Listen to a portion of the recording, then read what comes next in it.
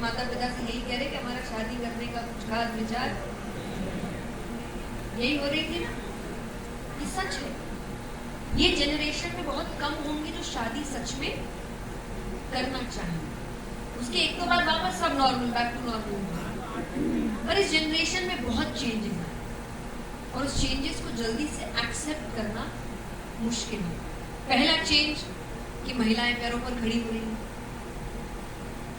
मैं एक बात हमेशा कहती हूँ, विनोद के रूप में ही पर सच्ची बात है, कि हमने महिलाओं को तो आगे बढ़ा दिया कि महिलाएं काम करें, पैरों पर खड़ी हो, उनको एम्पावर किया जाए, पर इन पावर्ड महिलाओं के साथ रहा कैसे जाता है ये पुरुषों को अभी तक नहीं पता।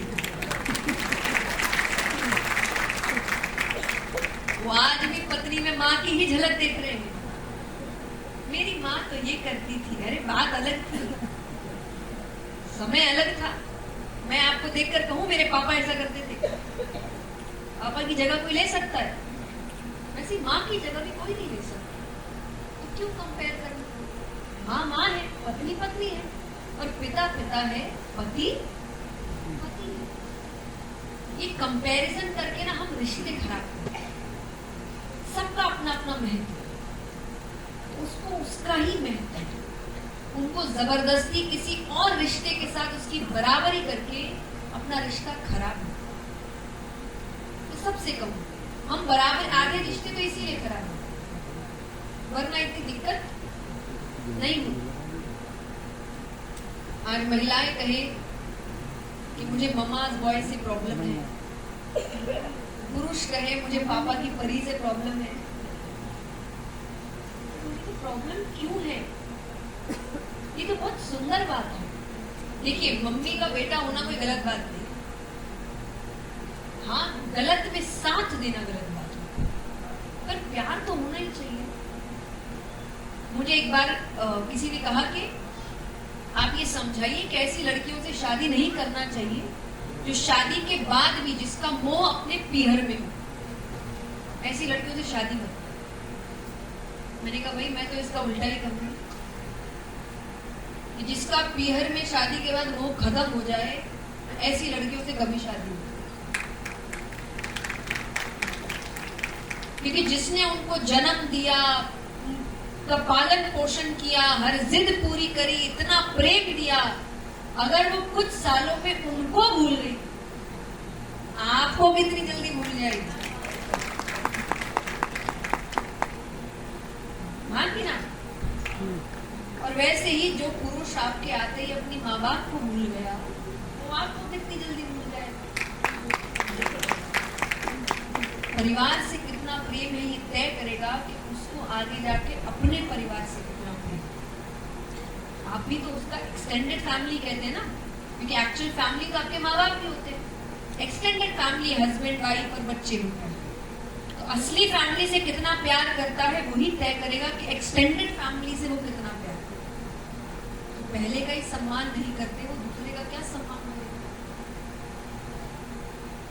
तो ये तो गलत रास्तों में जाके हम अपना जीवन खुद कॉम्प्लिकेट कर रहे हैं। लोग कहते हैं जिंदगी बड़ी कॉम्प्लिकेटेड है, मैंने कहा बिल्कुल नहीं है, हम बनाते हैं। जिंदगी तो बहुत आसान है, साधारण सा जीवन है। सुबह उठो, नाश्ता करो, काम पे जाओ, घर आओ, परिवार के साथ समय बिताओ, खाना खाओ, सो जाओ। अब बीच में आप बराबरी, अपनी खुद की सोच, ओवर थिंकिंग, लोगों के बारे में सोचना, उनकी बात से अपने आप को उदास कर लेना, ये कौन कर रहा है? आज आपके दांत में चोट लगी है, कोई आपको इन्फेक्शन हुआ है या जो भी हुआ है, आपके दांत में दर्द है, और आप डॉक्टर के पास जाएंगे और डॉक्टर कहेगा कि भाई छोटा सा इन्फेक्शन है, दवाई दे रहा हूं, कोशिश करना 3-4 दिन तक जीभ वहां पर ना लगे। अब 3-4 दिन आप क्या करने वाले हैं?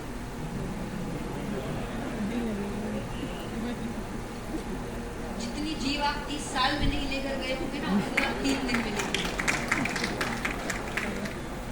और जब जब तकलीफ होगी तब तब आपको दिन भर कुछ ना कुछ लगा ही रहता है, मेरे को किस्मत ही खराब है। भगवान के ऊपर बैठे बैठे कहेंगे मैं जा रहा हूँ कि जीभ वहां पे लगवाना। डॉक्टर ने मना कर दिया तो मत लेके जा। तो कई दुख हमारे जीवन में हम खुद पैदा करते हैं। जीवन इतना दुखी है नहीं जितना हम बना लेते हैं, और अधिकतर दुख तो हमारे जीवन के इस चीज पर है, ऐसा हो गया तो हुआ नहीं है। किसी ने बड़ी सुंदर बात कही है कि अगर जीवन में अभी तक कुछ गलत नहीं हुआ तो किस बात का डर है, किस बात की चिंता। और अगर जीवन में कुछ गलत हो गया तो अब तो हो गया ना, अब किस बात की चिंता। तो हम चिंता कर क्यों रहे मुझे समझ नहीं। और मेरे लिए चिंता का मतलब वो हल्की फुल्की चिंता नहीं, वो तो होनी चाहिए। साधारण सी बात है कि मेरा काम ठीक से हो जाए, उसकी तैयारी में ठीक से करूं, थोड़ा अलर्ट ओवर थिंकिंग से निकलना पड़ेगा कि जितना समय आपको काम करने में लगाना है उतना समय तो आप काम के बारे में सोचने में लगा रहे हैं। तो काम करेंगे कब? बच्चा पूरी रात इसलिए नहीं